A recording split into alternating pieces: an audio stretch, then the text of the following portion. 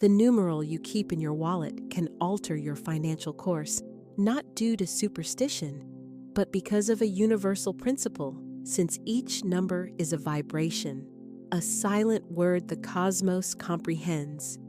When employed deliberately, that digit functions like a key that unlocks unseen gates.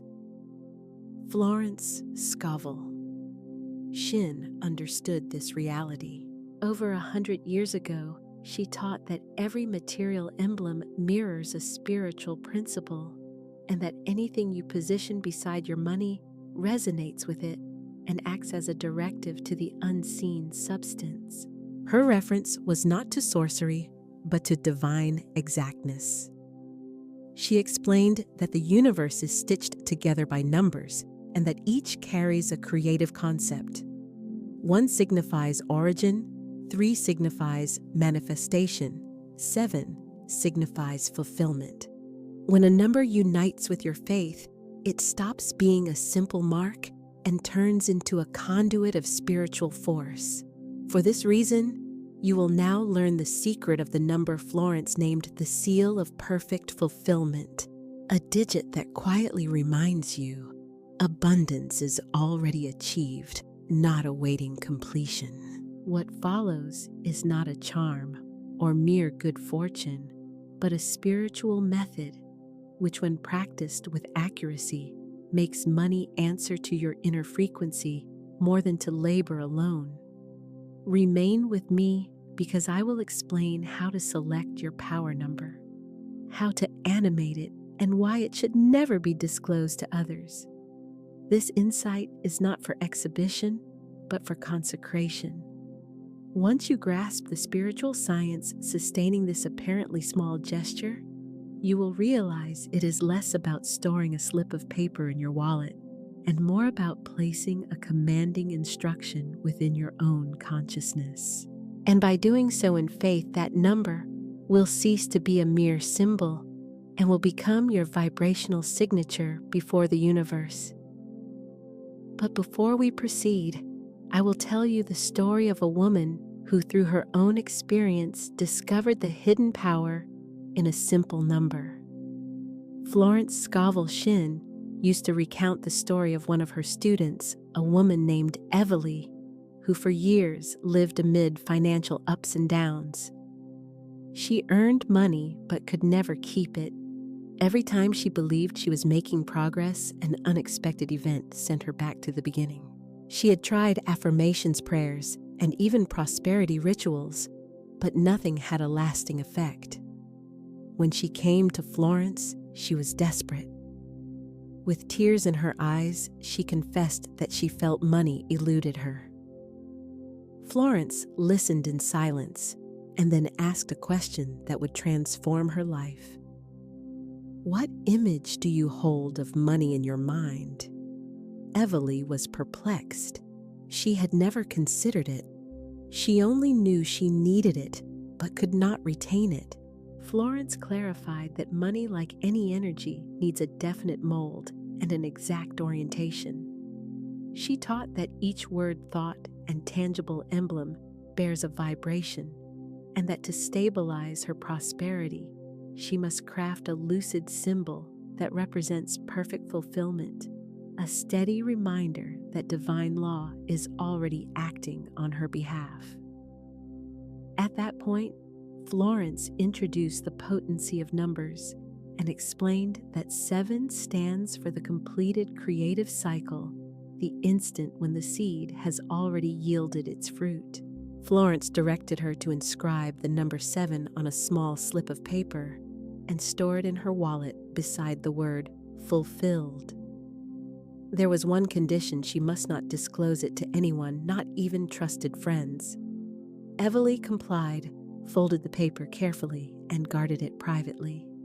For the first weeks, nothing outward seemed different, yet an inner shift began.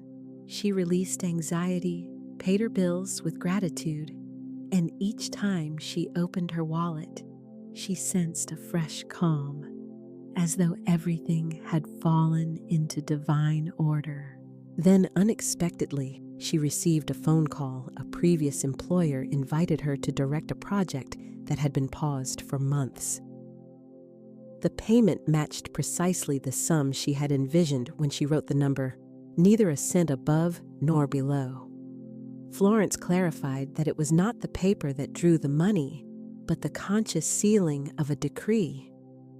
The number had turned into a vibrational signature, assuring her that abundance was already real. That steady reminder dissolved fear and permitted divine law to operate unhindered. From that point forward, Everly preserved the same slip in her wallet for the rest of her days. She never mentioned it or displayed it to anyone. She maintained there was no reason to rewrite it because the number's energy had already been imprinted upon her mind and anchored in her faith. Florence shared this case to illustrate the spiritual potency resident in symbols. She asserted that numbers embody the clearest expression of divine order, and when employed, mindfully serve as instruments for exact manifestation. They hold no inherent magic, yet they can attune the mind to the frequency of attainment. This narrative concerns not superstition, but spiritual precision. The number alone does not produce abundance. You manifest it by imparting meaning. Still, the symbol acts like an antenna that focuses the mind and guards it from scattering. This is the manner in which the law functions. Whatever you recognize amplifies. What you affirm with faith takes form, and what you guard in quiet increases in power. Next, you will learn to weave this principle into your life, using the number as a sacred span between your word and your wealth. For the point is not storing a paper, it is sustaining a living vibration. When that vibration remains steady and quiet, it reshapes reality. Let us proceed. Chapter 1. The number as a creative vibration. Nothing in existence occurs randomly. All things resonate at a determinate frequency. Each word, tone, idea, and numeral bears a distinctive energy that follows the law of correspondence. Hence, the ancients declared that God formed the world by the word, because the word is sound, and sound is number moving. Florence Scovel Shinn taught that life is a form of divine mathematics, flawless, equitable, and balanced. Not a single atom is misplaced, nor is there any vibration that fails to answer to a precise frequency. When a person learns to speak, think, and act in harmony with that spiritual arithmetic, their whole reality aligns with exact order. Numbers are not just marks for quantifying or tallying. They are living emblems of creative force, translating spiritual concepts into tangible expression. 1 denotes origin, 2, union, 3, manifestation, 4, stability, 5, expansion, 6, harmony, 7, fulfillment, and 8, the endless flow. Every number bears a lesson, an arrangement, a vibration that the soul can choose to activate with awareness. Florence affirmed that numbers are mute words. You do not hear them when you look at them, but the mind perceives them. The subconscious interprets them as commands. For this reason, a number can reactivate a latent energy or remind you of something your conscious mind forgot, the certainty that you are already sustained by divine abundance. She used to teach that each being vibrates at a unique frequency and that their money reflects that vibration like a mirror. If you inhabit anxiety, your finances tend to fluctuate. If you abide in inner calm, your money aligns with equilibrium. When your mind upholds a symbol of perfection, your financial life begins to mirror that structure. A number serves as an energetic anchor that steadies and directs awareness. Selecting a number with spiritual intent is not a hunt for luck. It is the issuance of a decree. it becomes a wordless command that the universe attends to and completes. Therefore, keeping a number in your wallet is not a superstitious act, but a disciplined vibrational practice. It stands as an ongoing signal that your finances are directed by law rather than randomness. Florence emphasized that all of nature obeys numerical design, blossoms, celestial bodies, bodily rhythms, and even respiration follow patterns. Everything unfolds according to a flawless progression. Gazing at a seashell or a sunflower reveals the golden spiral, the sacred proportion present as well in your DNA. As your mind synchronizes with that precision, disarray diminishes. Where vibrational order prevails, loss, scarcity, and confusion cannot persist. She presented numbers as quiet affirmations, encouraging students to select a numeral that embodies their aim and to sustain it inwardly with faith. She stressed that inscription alone is insufficient. It must be felt, since a number's vibration ignites when united with emotion.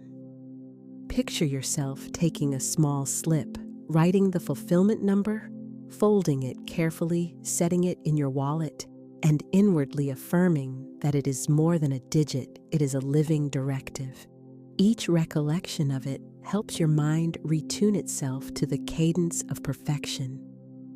The amount in your account is secondary. That emblem serves to remind you the law of supply is already operating on your behalf. Florence underlined that intention is the decisive factor. The practice is not mere imitation, but comprehension, because the universe answers not to the motion, but to the motive. If you inscribe a number from fear or anxious expectation, you stay aligned with lack. But if you do so with assurance and gratitude, you resonate in authority, and that frequency moves substance. A number is thus a spiritual idiom that speaks beyond words. When you contemplate a number, your mind perceives an underlying design, and that design orders energy. As a tranquil melody calms the heart, a number held with faith can mend your rapport with money, reinstating direction and coherence. Florence taught that the fitting numeral shows itself when the mind is quiet. There is no need for hurried pursuit, only a receptive stillness that lets it come forward. Sometimes the number appears repeatedly on a receipt, a clock time, a dream, or in a line of text. When you notice it, you will know it as your token, not due to enchantment, but because it resonates with your inner tone.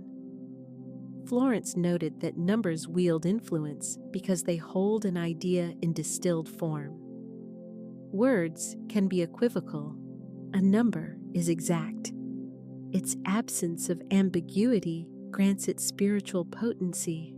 Thus, by fastening a number to an intention, you deliver a clear directive to the universe. During a lecture, Florence recounted that a woman asked whether keeping a number in her wallet would draw prosperity. Florence answered that the practice is not attraction, but alignment. Abundance is not imported from without. It springs from consciousness. The number merely harmonizes the mind with the law of divine order, and outcomes emerge from that order. The number's vibration functions like a soundless chant.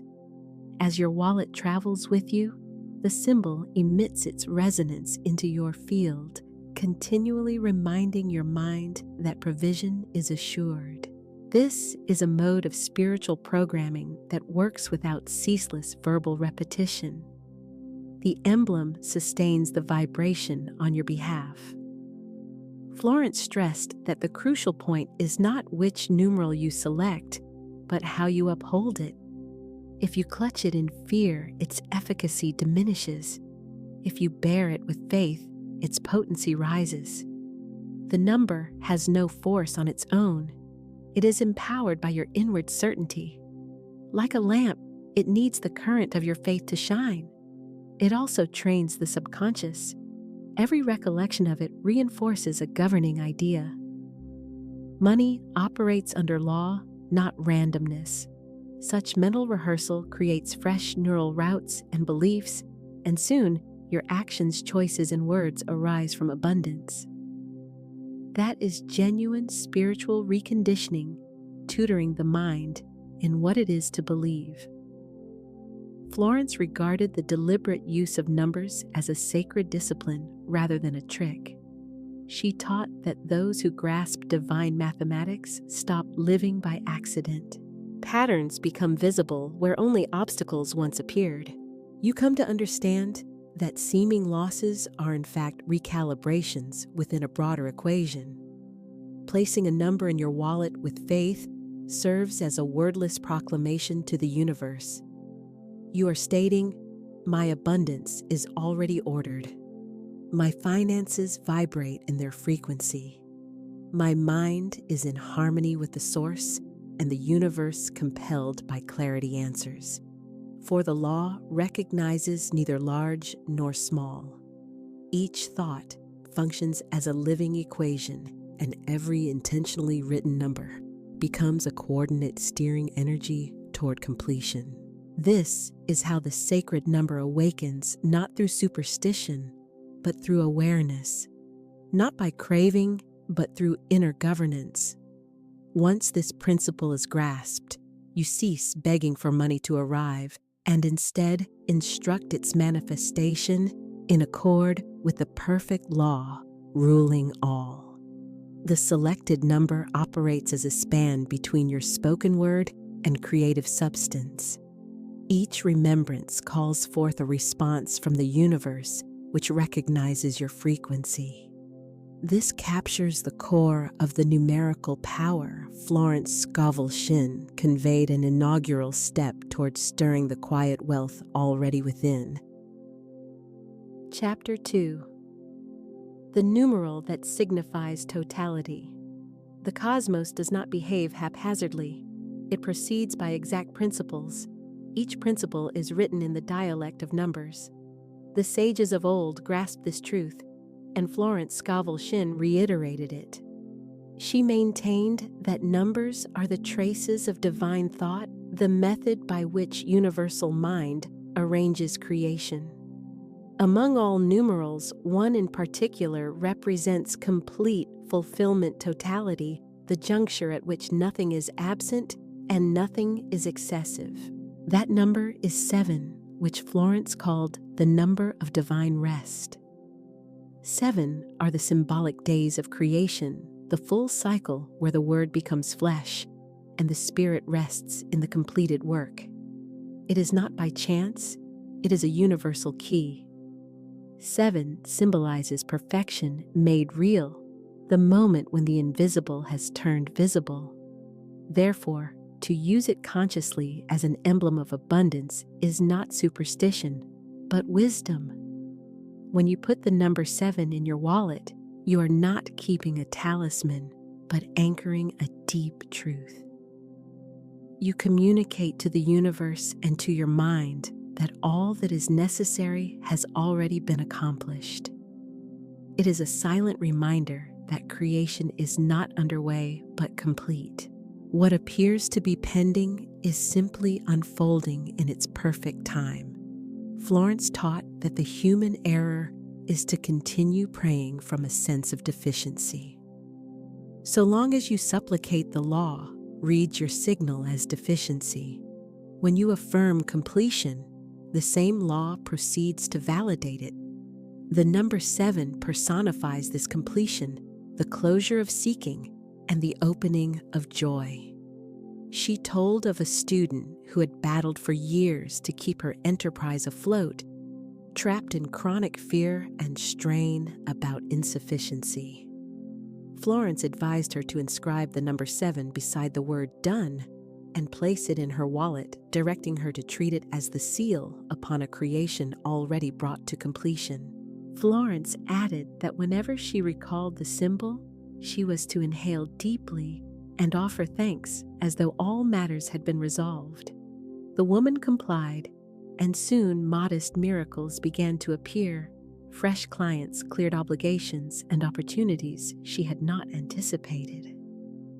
Her enterprise expanded with ease rather than struggle. The power lay not in the slip of paper, but in the consciousness of completion it anchored. Florence explained that 7 functions as a vibrational seal, a threshold where energy stops circulating through worry and begins to move by way of thanksgiving. Gratitude is the tone of someone who recognizes that all has been bestowed already. By holding 7 in faithful remembrance, you announce to the universe that your petition is already received, and you are merely witnessing its unveiling. Within Florence's framework, 7 equally signified rest at the level of mind. She asserted that once a decree is spoken, one must move into inward stillness, free of doubt and fear, like the Creator, who, having uttered the word, beholds the finished work with quiet assurance. Thus, the 7 tucked in your wallet signifies more than abundance. It is likewise a token of peace. It calls you to set down struggle and rely upon the unseen order upholding all creation. The frequency of 7 also corresponds to confidence in life's rhythms. Nothing occurs ahead of or beyond its appointed hour. Each result appears when the divine calculus reaches completion. Efforts to coerce an outcome interfere with the process and fracture its flow. Trusting, by contrast, permits divine law to operate with impeccable accuracy. Carrying the number 7 amounts to declaring, "I release anxiety and welcome certainty." Florence rejected the notion of amulets, emphasizing instead symbols that rouse awareness. She taught that symbols acquire efficacy only when endowed with meaning by the mind. Consequently, the numbered slip holds no worth if guarded in fear or grasping expectation. Held with comprehension and love, however, it becomes a conduit for divine energy. The force at work is intention. Florence further clarified that 7 expresses seasoned faith, the faith that does not require sight to believe. Those who rely on this law cease to be governed by appearances and start discerning what is true. Each contemplation of the number reprises the awareness that your prosperity is not becoming it already, is within the spiritual domain. Your task is simply to permit its translation into visible form. A further rationale exists for guarding the number privately. 7 stands for what is finished, and the finished seeks no external endorsement. Premature disclosure thins its force by subjecting it to others' vibrations of skepticism or idle curiosity. Florence emphasized the sanctity of secrecy, teaching that what is kept in reverent quiet thrives with amplified strength. Accordingly, she recommended hiding the number, protecting it like treasure held between heart and awareness. To enact this law, begin by cleansing your wallet. Clear out items that signal debt or deficiency, retaining only what awakens gratitude. On a small slip, write the number 7 and the word fulfilled and fold it into the place you normally store cash. Do not exhibit it, rationalize it, or attempt to defend it. Whenever you handle your wallet, give quiet thanks with the conviction that all is already complete. That posture is the vibrational key. Practice it serenely, free from strain or pushing. The universe answers not to rushing, but to inward certainty. When your mind abides in the frequency of completion, divine law saturates each area with increase. The outcome may appear as fresh revenue, an unanticipated opening, or a profound inner calm that foreshadows any miracle. Florence taught that when the soul attunes to 7's vibration, it enters creative repose. In that condition, it neither doubts nor fears, and it relinquishes control, choosing instead to trust and witness. Such composure is not idleness, it is genuine mastery. The most elevated faith does not shout, it settles into stillness. Within that stillness is the rich soil where wealth takes root. Keep in mind, the number does not manufacture prosperity, it unveils it. Its function is to remind you that the process is finished, that the seed of your supply was planted long ago, and that your role is to allow its flowering. Whenever your eyes meet the number, affirm inwardly, everything is fulfilled in divine order. This quiet declaration spans the distance between mind and creative substance. 7 embodies the tone of fulfillment. Aligning with it ends the chase and opens you to reception. That is the law Florence Scovel Shinn transmitted, a law so simple and precise that only those who dare to believe without depending on appearances understand it. Keep the number, bless the silence, and trust. By doing this, your money, your openings, and the whole of your life tune themselves to a divine precision that never miscalculates. And once the manifestation arrives, you will recognize that it was not the numeral that worked the wonder, but your faith arranged into divine order. Chapter 3. The wallet as an altar of energy. Your wallet is more than a pouch for currency. It is a wordless altar that stores the tone of your bond with abundance. Whatever you keep within it broadcasts who you are. It signals to the universe how you engage with money, what you deem possible, and which vibration you sustain. Therefore, Florence Scovel Shinn taught that prior to asking for more money, you should consecrate the very place that holds it. She asserted that money is a living, responsive, and compliant energy that reacts to the atmosphere in which it resides. If your wallet is chaotic, stuffed with outdated slips, debt reminders, or scattered coins, you broadcast confusion. Conversely, when it is tidy, ordered, and blessed, money senses that harmony and is inclined to remain. That which is warmly welcomed has a way of returning. Florence viewed the wallet as a traveling temple, a sanctuary whose vibration should resonate with yours. Nothing inside it should stand for fear or scarcity. Every debt stub silently proclaims limitation, and every crumpled scrap mirrors energetic disarray. For this reason, Florence encouraged her students to dedicate one day each week to cleansing their wallets with sacred intent, not as obligation, but as an act of love. She suggested discarding what no longer serves, and during the process, declaring, "I bless my money, I bless my flow. All that goes out returns multiplied." Clearing the physical space frees the energetic stream, and outer order reflects inner balance.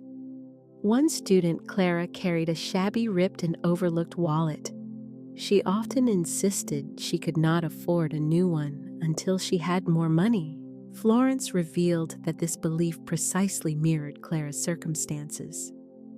She urged her to treat the wallet as though it already cradled a fortune, and to replace it with a new one, perhaps modest, but clean, whole, and pleasing. Clara accepted the counsel, and her finances soon began to shift. Not long after, she received an unexpected promotion along with higher pay. Florence clarified it was not the object, but the change in vibration. In this way, the wallet came to embody Clara's renewed awareness. Whenever you handle your own wallet, you set a frequency in motion. Touch it with worry, and you broadcast lack. Handle it with gratitude, and you declare abundance. Florence taught that gratitude evokes the most faithful response from money, because gratitude speaks the dialect of faith fulfilled. Hence, every time you reach for your wallet, do so with reverence. Do not toss it aside, neglect it, or handle it roughly. Keep it stored in a clean, uncluttered spot, for this simple habit carries profound energetic significance. You are conveying to the universe that you value what you have and stand prepared to welcome more. Florence further directed her students to sustain a clear intention within the wallet itself. She recommended 3 components: a token amount that signifies ongoing circulation, a word or phrase that asserts completeness, and a symbol or number that gathers faith into focus. Nothing beyond these is needed because energy favors simplicity and excess disrupts balance. When you carry your selected number, whether 7 or another that resonates, you are not attempting to lure wealth, but to align with it. The token serves as a reminder that abundance is already in motion throughout your life. Florence proposed including a power word, thank you fulfilled or received, and placing it next to the chosen number. Together, these elements form a continuous loop of benevolent energy. She likened the wallet to the heart, noting that both are vessels that must be open to receive and clean to maintain. A heart packed with resentment cannot welcome love. Likewise, a wallet cluttered with disorder does not retain money. The same law applies across domains. Florence was convinced that the outer setting mirrors the inner condition. Hence, she repeatedly emphasized beauty, cleanliness, and order. She taught that the energy of abundance does not inhabit forsaken spaces. Neglect radiates a tone of disregard which disrupts circulation. Attentive care, however, renews it. A well-kept wallet stands as an ongoing affirmation that you are prepared to receive. It becomes a wordless prayer noticed by the universe day after day, even when you say nothing. Each time you open your wallet and glimpse the selected number or phrase, you re-instruct your mind that everything is directed by perfect divine guidance. That calm awareness invites more prosperity than sheer exertion. Florence also cautioned against storing torn or crumpled notes. She taught that money merits the same dignity and care you would extend to a dear friend. When money is handled heedlessly, its energy turns discordant. When you esteem and respect it, it tends to increase and multiply. She directed her students to gently straighten their banknotes, align them all the same way, and offer a blessing before putting them away, not from fixation or fussiness, but from sincere gratitude. That which you bless has a way of staying close to you and remaining in your care. One of the expressions she often repeated was, "The money you bless today will return to you tomorrow multiplied." She described this as a precise spiritual law rather than mere superstition, because the frequency of gratitude functions as a magnet that attracts and gathers abundance. She further counseled her students not to store items that embody lack-old expense stubs, painful payment receipts, or anything that recalls depletion. In their place, she instructed them to keep emblems of sufficiency and flow, perhaps a victorious word, an image that stirs confidence, or a concise statement declaring everything arrives in divine order. Although a wallet is physically modest, its energetic influence is significant because it continually touches your body and therefore resonates with your personal vibration. Its frequency intermingles with your own. When clutter dominates it, siphons vitality. When kept orderly and blessed, it feeds and strengthens you. The wallet therefore mirrors your interior economy, your confidence in the universal current. Consequently, Florence taught that everyone should tend their wallet as they would tend the soul itself, with tenderness, confidence, and sacred regard. She also emphasized that money is not to be summoned from craving or sense of lack, but from the calm authority of assurance. Each time you handle your wallet, refuse to dwell on absence. Instead, affirm within, everything I need is fulfilled in divine order. Repeating that affirmation gradually melts anxiety and substitutes it with coherent vibrational strength. Through this practice, your bond with money changes at the root. You cease to see money as distant or purely external and start to regard it as an amiable energy. When money is recognized, comprehended, and welcomed with affection, it behaves like anything truly cherished. It comes back increased and plentiful. This captures the core of Florence Scovel Shinn's message. The wallet, then, is not merely a container. It is a projection and extension of your conscious state. Each coin or bill that moves through your wallet absorbs and conveys your energetic tone. When that tone is clear, balanced, and affectionate, the stream of prosperity stabilizes and continues. Consecrate your wallet as a compact altar of energy, and money will serve you loyally.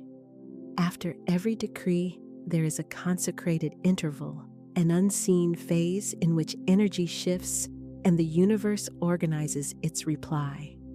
That interval demands quietude. Florence Scovel Shinn named it the time of invisible fulfillment. She explained that every faith-filled statement initiates a vibrational mechanism that must be shielded from mental chatter and from others' skepticism. Hence, her insistence that what you decree in secret will blossom with greater power. In her framework, silence was never passivity. It signified mature trust. Florence warned that excessive discussion of your aims exposes them to outside influences that may dilute them. Each opinion offered, each skeptical remark, each doubtful gesture contributes discordant energy that disrupts the creative field you are cultivating. Whatever is germinating requires shelter, just as a seed develops unseen before it emerges into light.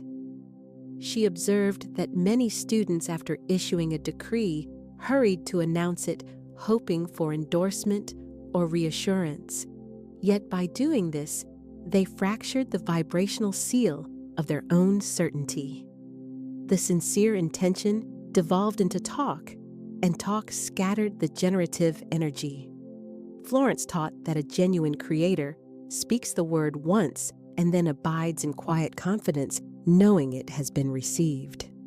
This law of silent secrecy likewise clarifies why the number resting in the wallet should remain undisclosed. Keeping it private is not a superstition, but a means of preserving vibration. The number functions as a personal code, a specific resonance aligned to your consciousness. Revealing it exposes the code to others' energies and contradictory thoughts. Silence maintains its clarity, strength, and wholeness. Florence described silence as a luminous wall. Remaining quiet after a decree wraps your manifestation in an unseen shield that guards it until completion. By contrast, premature speech creates cracks through which creative current leaks. For this reason, her students practiced decreeing in private and celebrating quietly until results appeared in the open. A student named Richard sought to sell a property and had attempted for months without progress. Florence directed him to note the precise sum he intended to receive alongside the number 7, and to keep this written decree in complete secrecy. She cautioned him not to disclose it to anyone, not even to his spouse. Richard complied. Rather than discuss the situation, he practiced silent gratitude, acting inwardly as though the sale were already complete. 3 weeks later, a purchaser emerged and proposed exactly that amount. Florence clarified that this outcome was not random luck, but exact correspondence. His quiet preserved a clear channel through which the law could operate. Silence carries a vibration beyond ordinary intellect, yet fully intelligible to divine substance. It is the tone of completion, the holy interval between decree and display. Choosing silence is a declaration of trust. There is no need for repetition or argument because you recognize that the energy is already working. She warned that interrupting silence with doubt resets the sequence like digging up a planted seed to check its progress. Impatience dismantles what faith has constructed.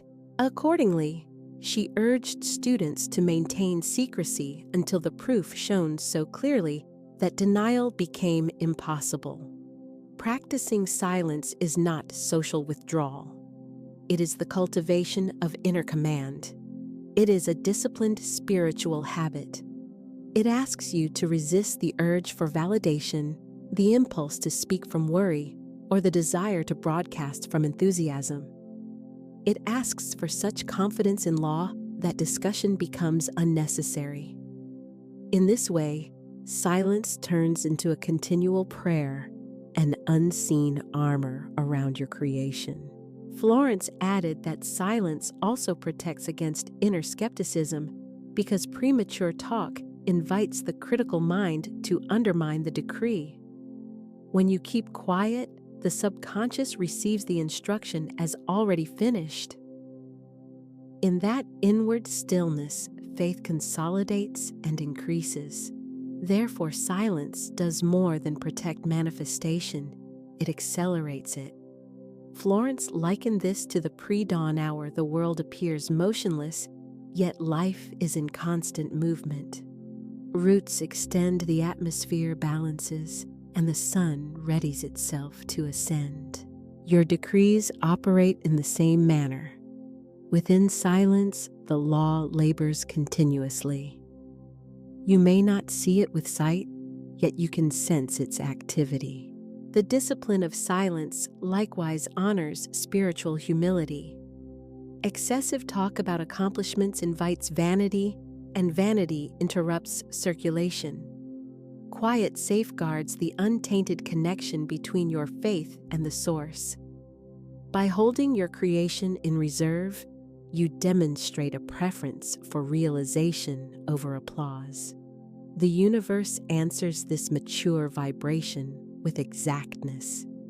Admittedly, this practice is challenging in an era of constant display, yet precisely within that challenge resides its genuine potency. As crowds pursue attention, you pursue alignment. Where others crowd the air with talk, you choose silent decree, and the contrast is palpable. Energy concentrates rather than disperses, and outcomes become reliable.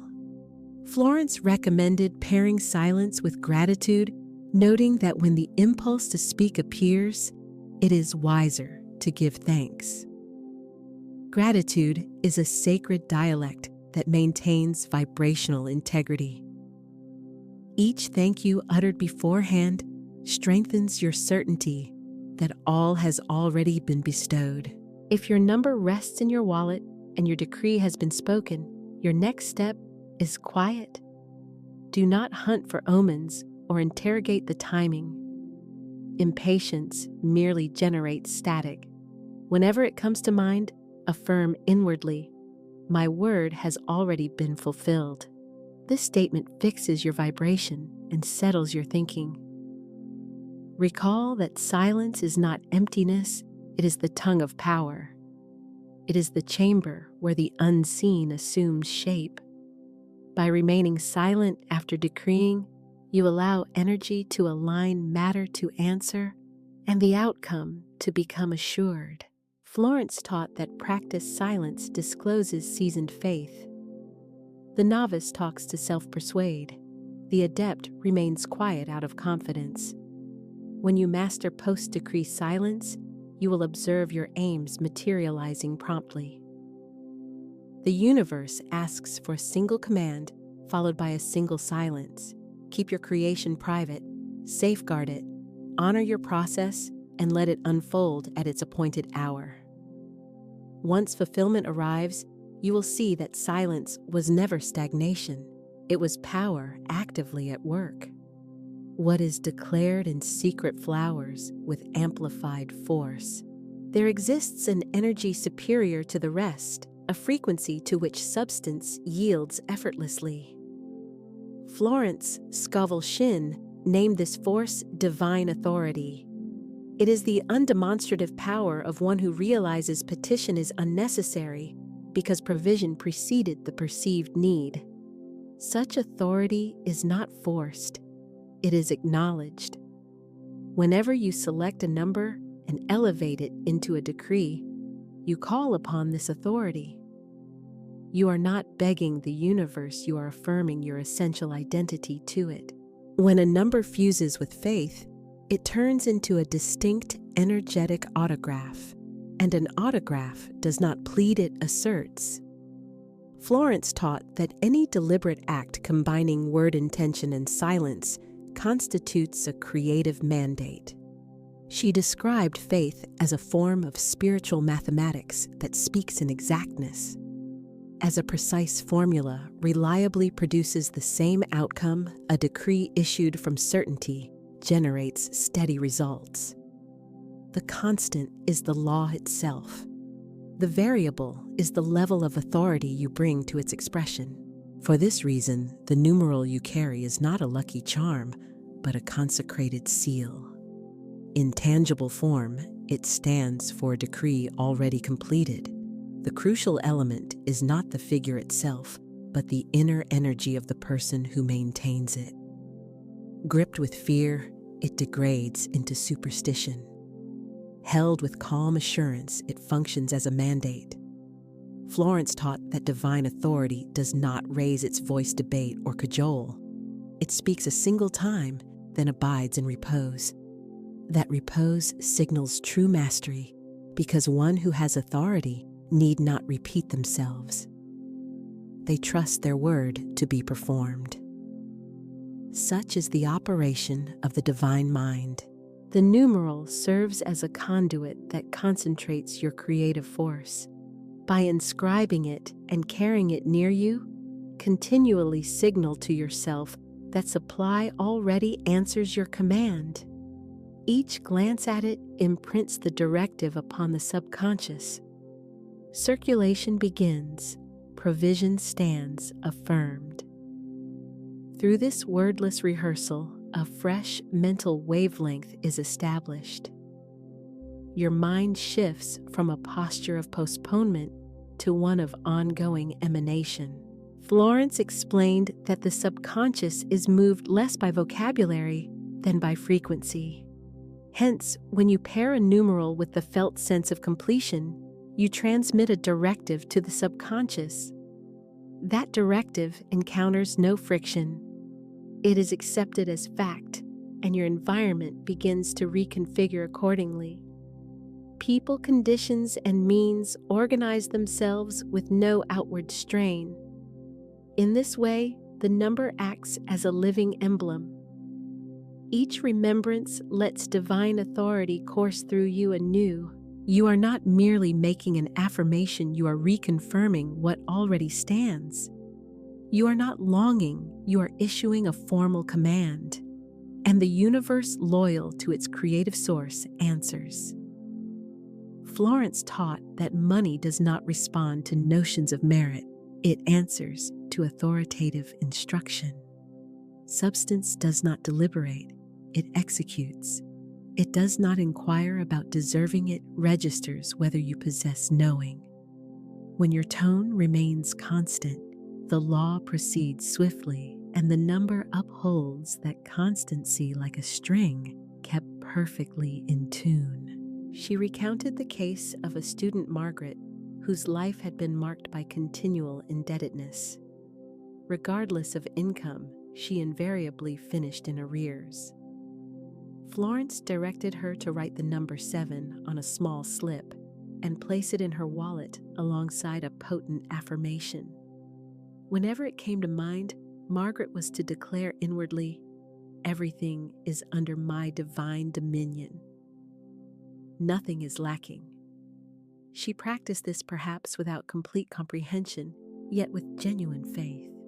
Within a few weeks, a lingering obligation was unexpectedly settled, and fresh openings emerged with ease. Florence clarified that the shift was not a stroke of fortune, but a change in Margaret's vibrational self-concept.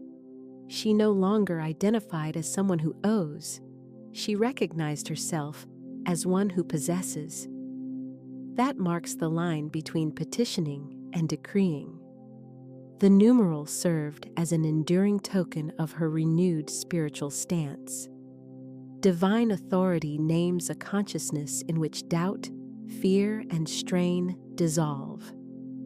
It is the recognition that your utterance participates in the same creative potency as the divine word. Florence maintained that humanity mirrors the divine mind not by outward shape, but by the capacity to create by speaking. When you recall this truth, you stop behaving as a supplicant and begin walking as an inheritor. The numeral operates like a vibrational key, not from occult force, but by concentrating intention. Faith thus takes on form, palpable, evident, and coherent. It becomes a means of carrying fulfillment's energy through your daily movements. Whenever you open your wallet, the sign reaffirms who you are and how you stand within divine law. Such steady recollection melts uncertainty, and as uncertainty recedes, results arrive swiftly. Florence stressed that divine authority has nothing to do with vanity or ego. It is lucid humility, because acknowledging your power does not distance you from the source. It binds you more closely to it. To speak with authority is not to force outcomes. It is to permit the divine will to proceed through you. Your speech thereby becomes an avenue for universal order. Consequently, whenever you engage your power number, approach it with reverence and heartfelt care. Avoid exhibiting the symbol defending it to others or reducing it to decoration. Regard it for what it is, a holy seal binding you to divine order. Quiet guards its clarity, faith maintains its operation, and gratitude continually nourishes it. Florence taught that the universe answers the interior tone rather than mere outward speech.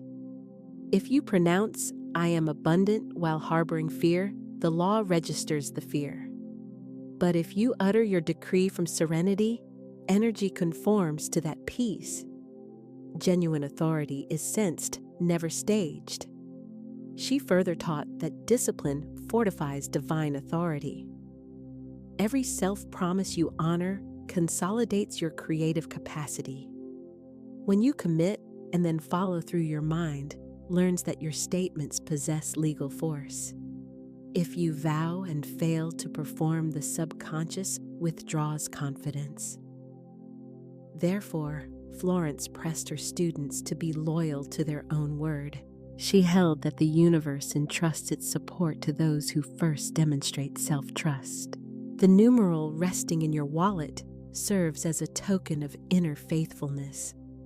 It is a wordless vow to stay aligned with divine principle.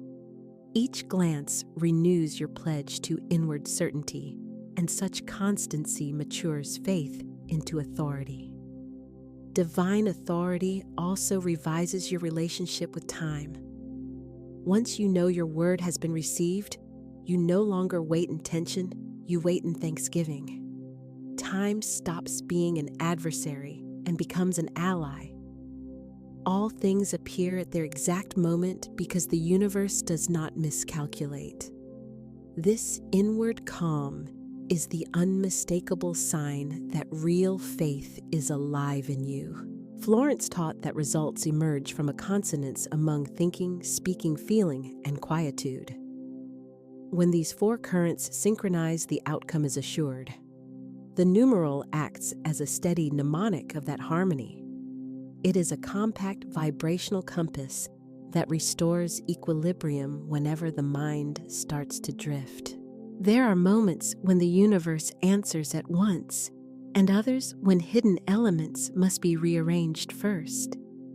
Even so, the law stays precise. Your role is not to accelerate events, but to stabilize your frequency.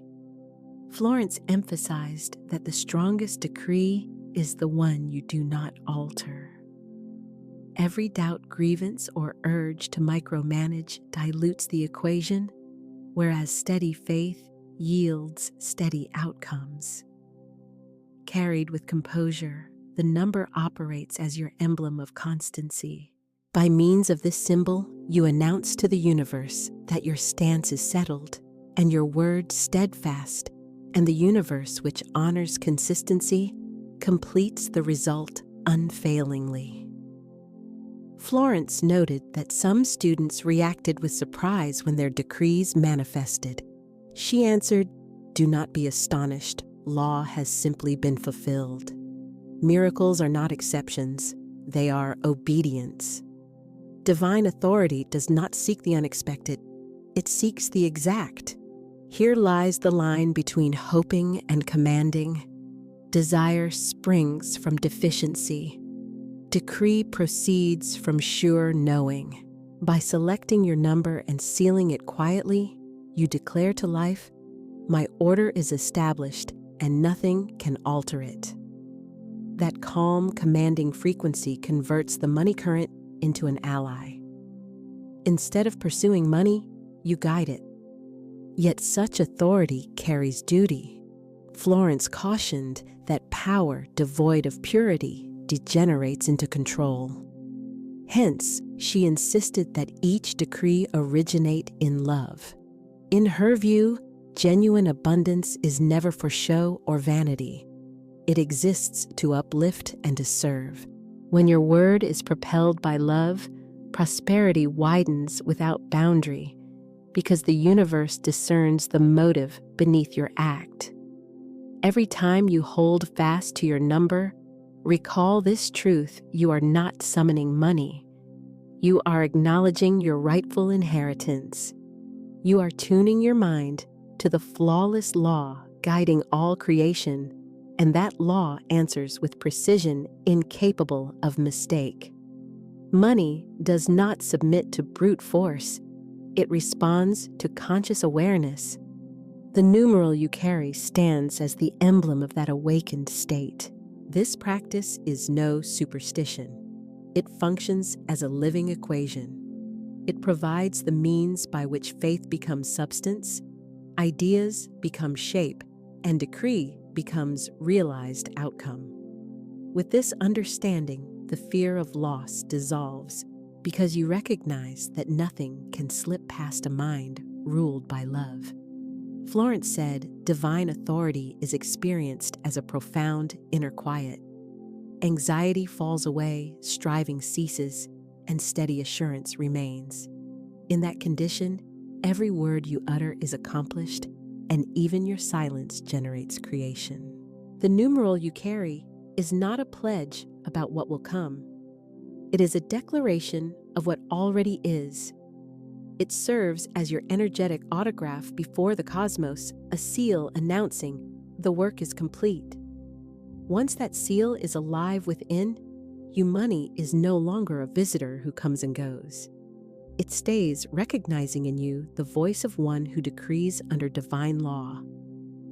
This sums up Florence Scovel Shinn's highest lesson word: initiates creation, number provides structure, faith maintains the current, and silence brings the work to completion.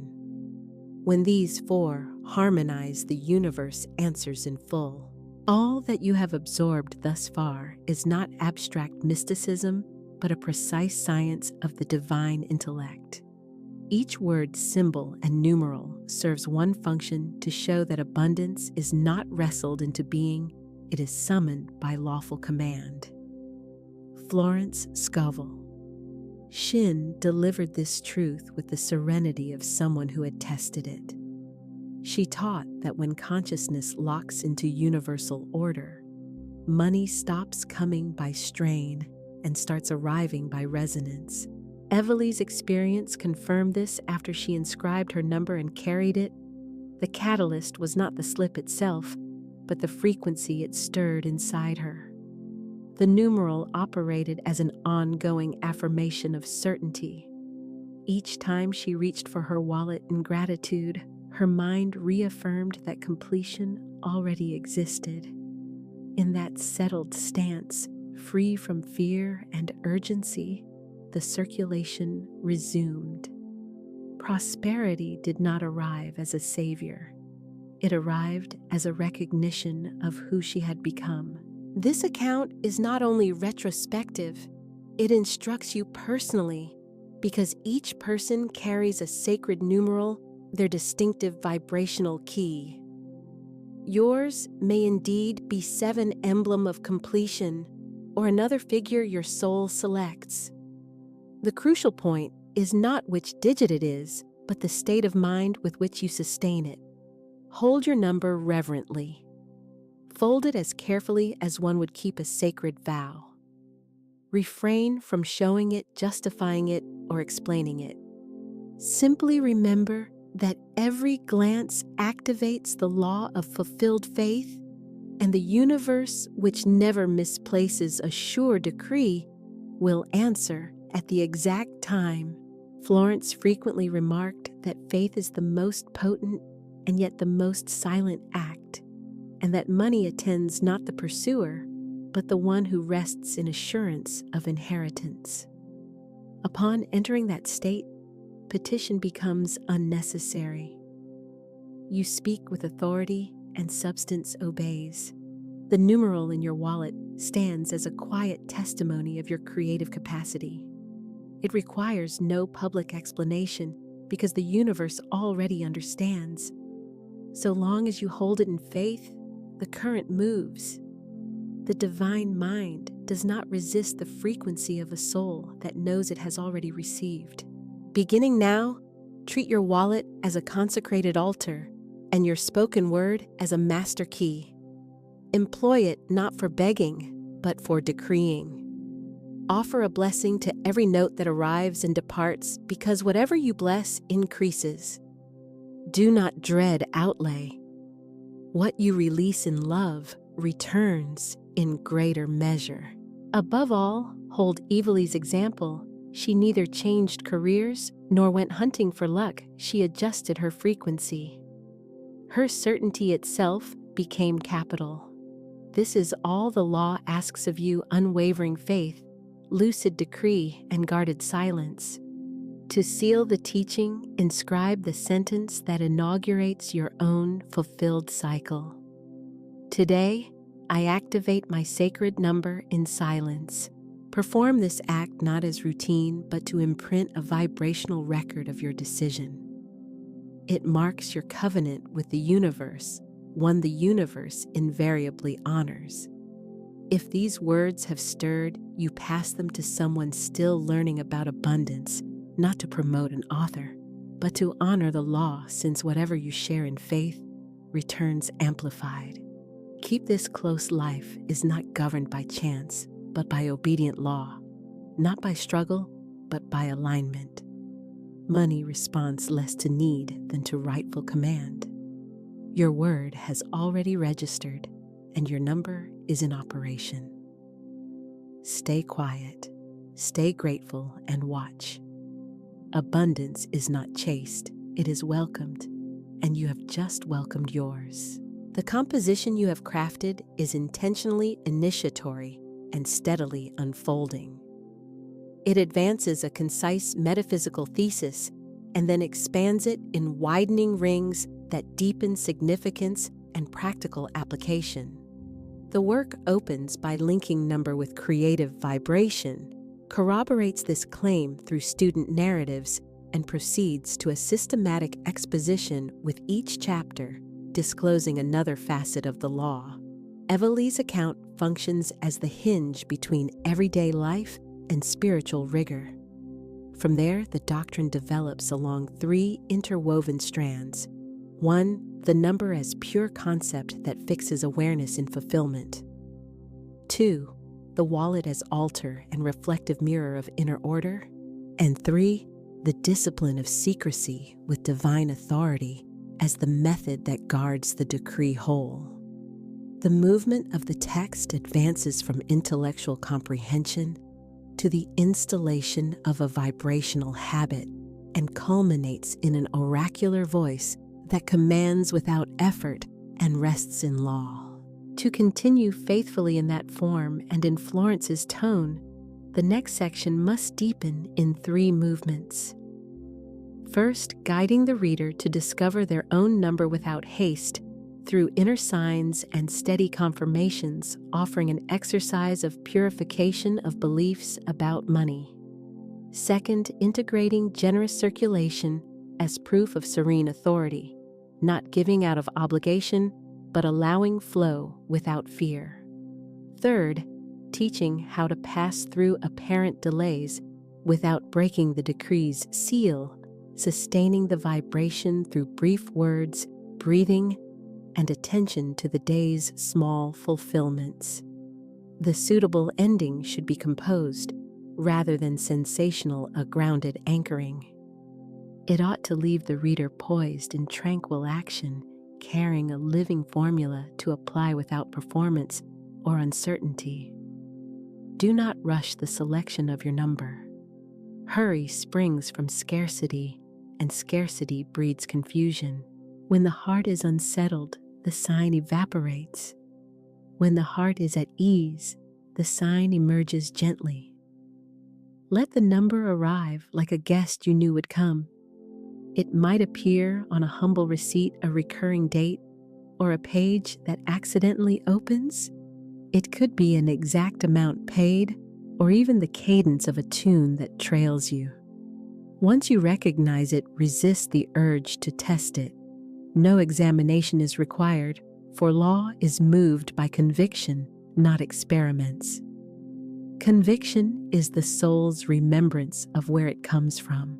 Before you write the number, purify your money concept. Notice without blame what you absorbed in childhood and early jobs. Perhaps you were told money is scarce, only won by strain, liable to vanish, or somehow defiling. Perhaps you came to think prosperity taints innocence, or sincere spiritual living demands discomfort. Such notions do not belong to divine arithmetic. Life's order does not set spirit against form. Rather, form is spirit's compliance. When the heart harbors misgivings, the current hesitates. When the heart blesses the good in all places, the current runs freely. A straightforward exercise can assist you. Sit quietly and bring awareness to breathing. Inhale softly. On the exhale, say within a single word, "Fulfilled is sufficient." Add nothing elaborate, nothing. Hold that word as carefully as one carries a brimful cup. Next, picture your wallet filled with clear light. Notice papers that feel heavy. Notice debt memories that still sting. Thank what has already been cleared and bless what is now aligning. Every debt is a lesson completed on the spiritual side. On the visible side, it will settle with the same reliability that brings the sun to the horizon each morning. Keep breathing and allow the word to operate. Mental static will ebb, and within that quiet, your number will come into focus. Once the number is clear, inscribe it calmly on a fresh slip. Avoid embellishment. Do not ornament the instruction. True beauty is the spirit's simplicity. Fold the paper reverently and set it where your cash resides. Pair it with one concise word that names the finished state. You might choose received thank you or fulfilled. Nothing further is required. Excess trappings distract the mind and muddle the message. Clarity invites clarity. Simplicity makes the way straight. After this modest rite, move through your day as usual. Pay obligations peacefully. Retire narratives of loss.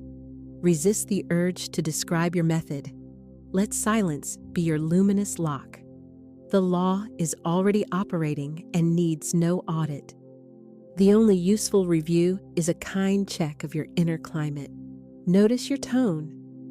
If anxiety edges in, return attention to the seal and the single word.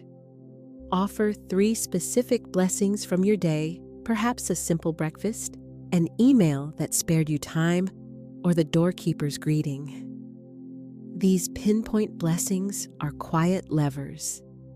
They lift your inner tide without fanfare. Some wonder if the number ought to be replaced later. The cleanest reply is this: your number abides as long as your obedience abides. When the mind craves novelty, it usually craves distraction.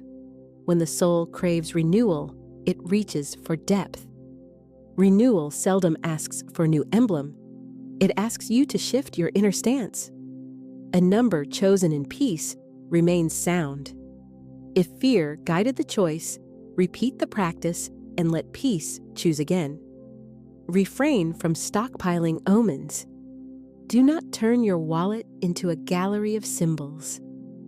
The altar is small because spirit requires no space to act. Circulation belongs to the essence of divine authority. What you clutch with fear cannot increase. Money resembles the breath in your lungs. It comes in and goes out. If you clamp down on breathing, the body strains and suffers. When you allow the inhalation and exhalation to move freely, the body finds ease. In the same way, hoarding money from anxiety makes the mind rigid and chokes the current, whereas moving it with gratitude amplifies the stream. To give is not to diminish. To give is to proclaim that the source cannot be exhausted. Let love, not vanity, set the measure. Some days invite modest planting, other days invite abundant sowing. Each carries real potency when done in calm assurance. Whenever you release anything, affirm quietly that it returns, multiplied, arranged by perfect order. No public declaration is required. No spectators are needed. The law registers and responds with no witnesses at all. Delays can seem to appear. The restless mind may argue that nothing is moving. Recall that what becomes visible follows what has already formed in the unseen. A wise farmer does not dig up a seed to check its progress. In the same spirit, a seasoned soul does not unearth decrees to test them. It simply cultivates tending the field, preparing the soil, and watering with gratitude. Give attention to the practical details already entrusted to you. Face your accounts directly. Do not defer actions you can take now. Each small, tangible success verifies the larger fulfillment underway. Every invoice you settle without grievance tightens a string on your inner instrument. And when the instrument is properly tuned, the music emerges of its own accord.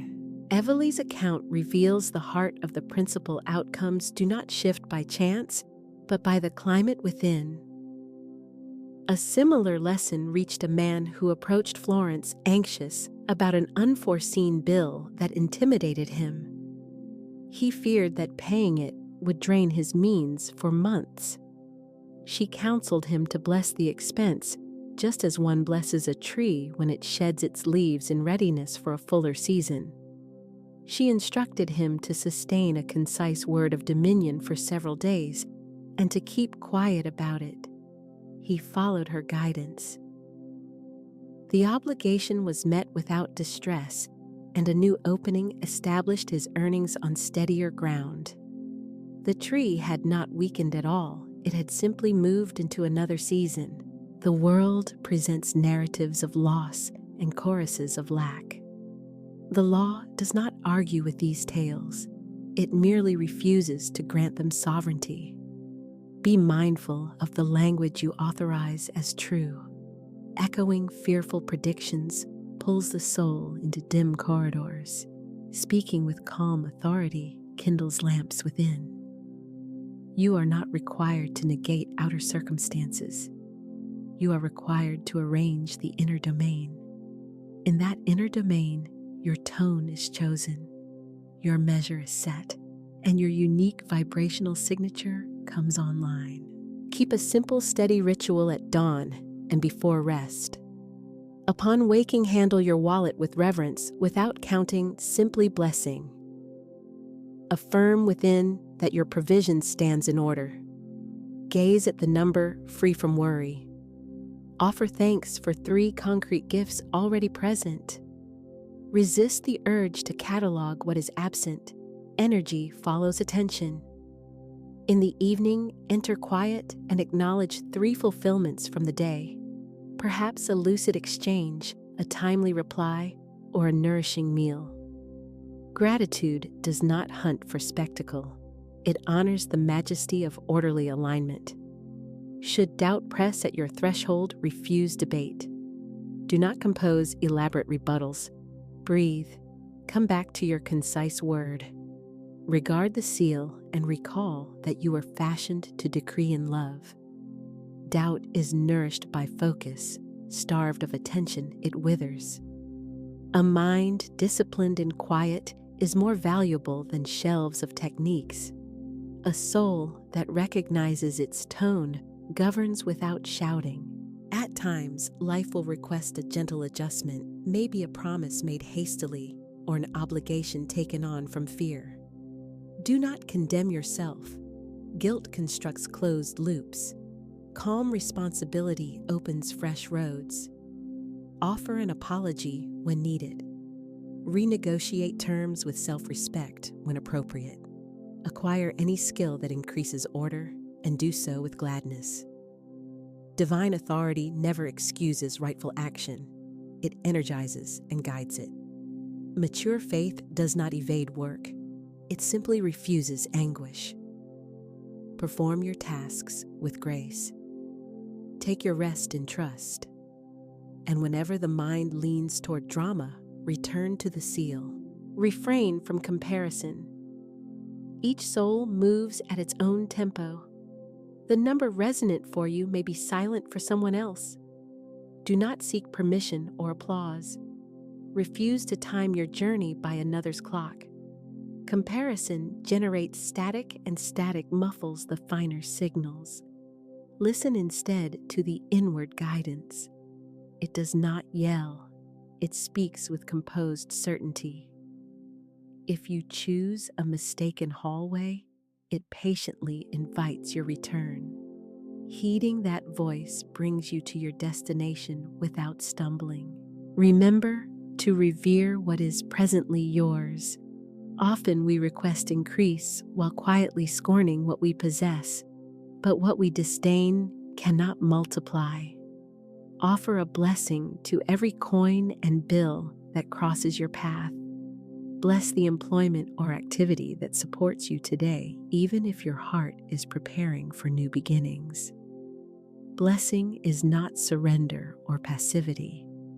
It is the clear acknowledgement of existing good so that it can enlarge.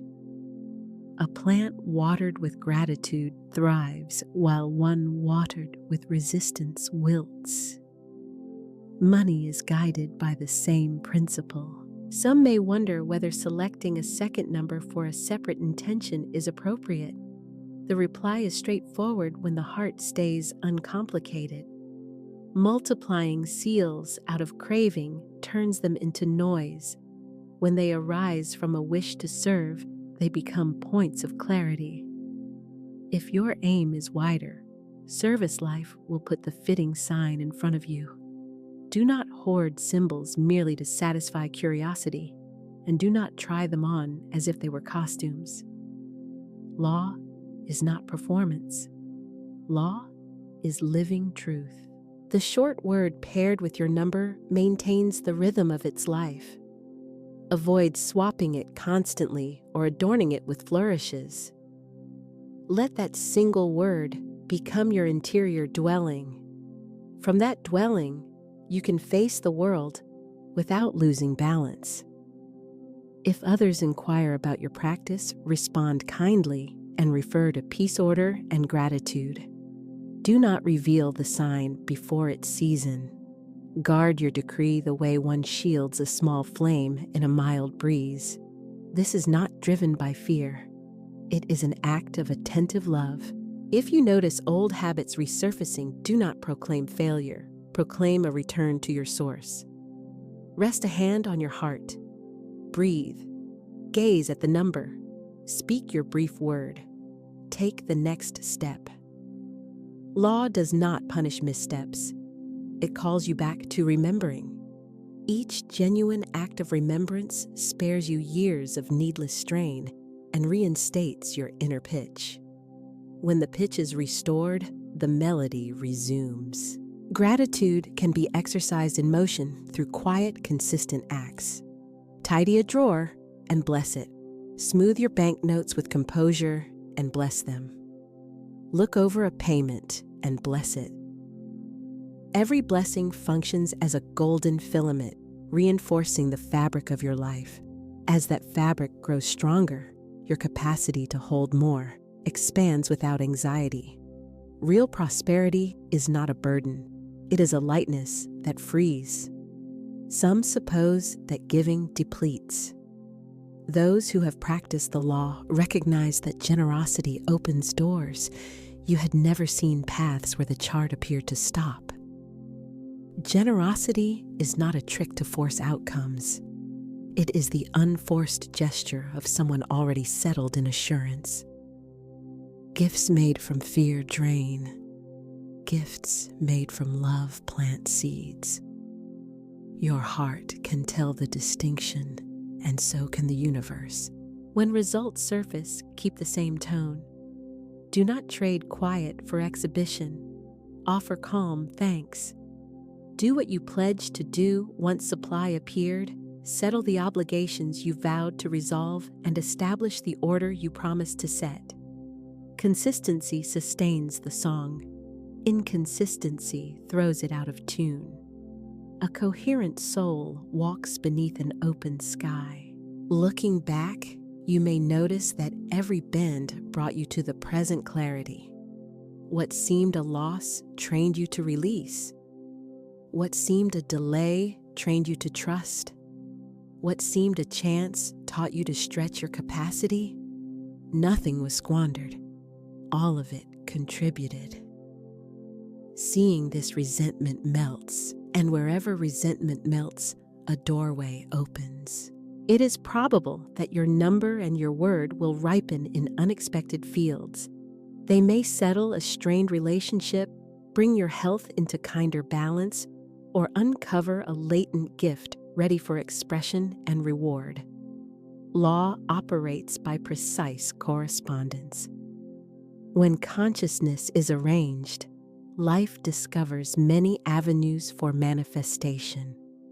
Refuse to confine the outcome or dictate the doorway it must use.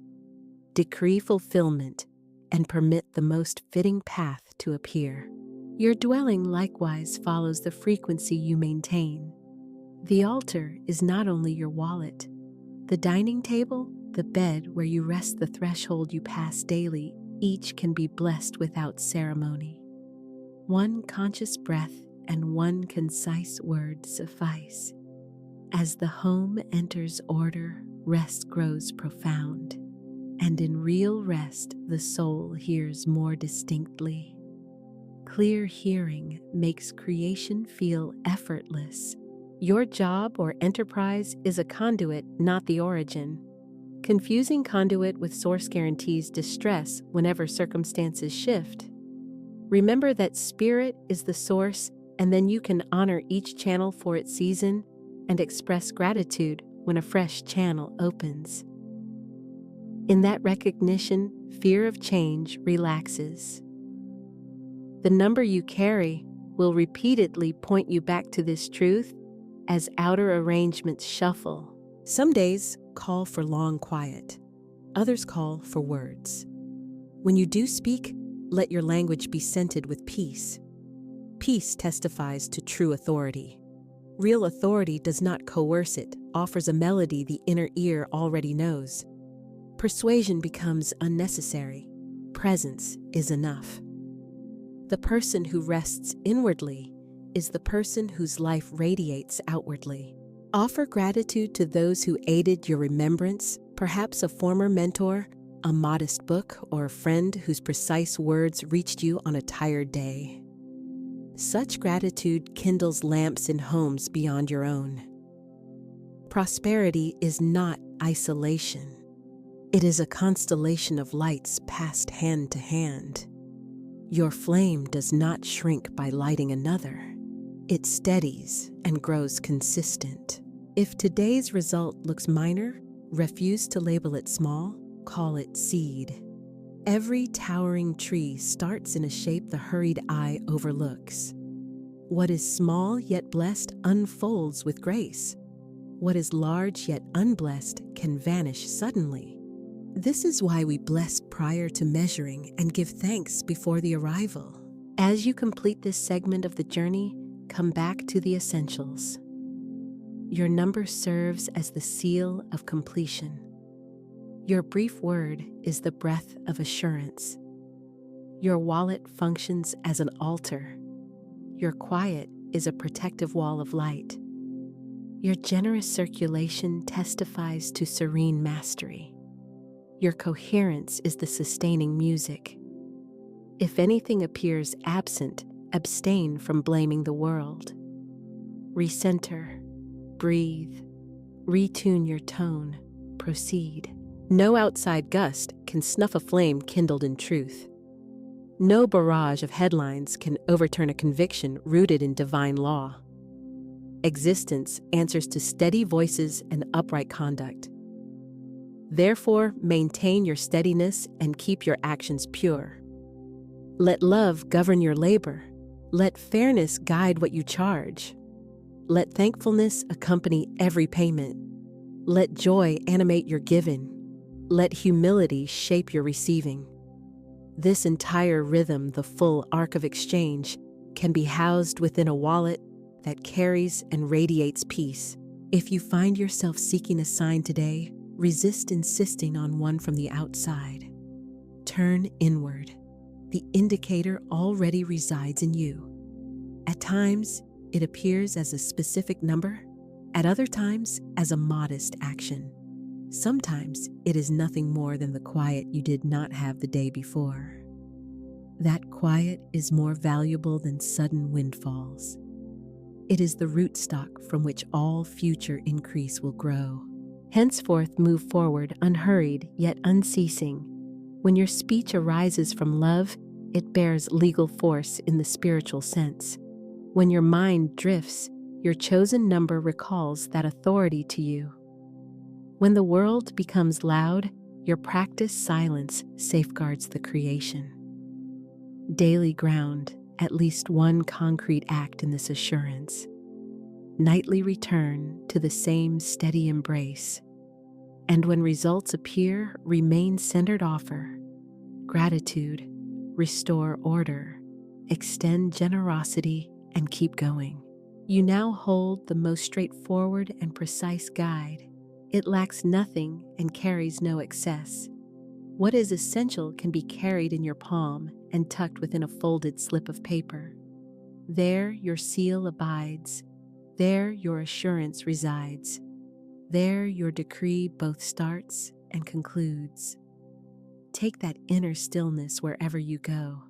Allow your very presence to impart peace to each space you enter.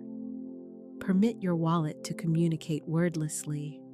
Through its quiet, it will announce what your soul already understands, that all is fulfilled in divine order, and that abundance is not something to chase, for it already dwells within you.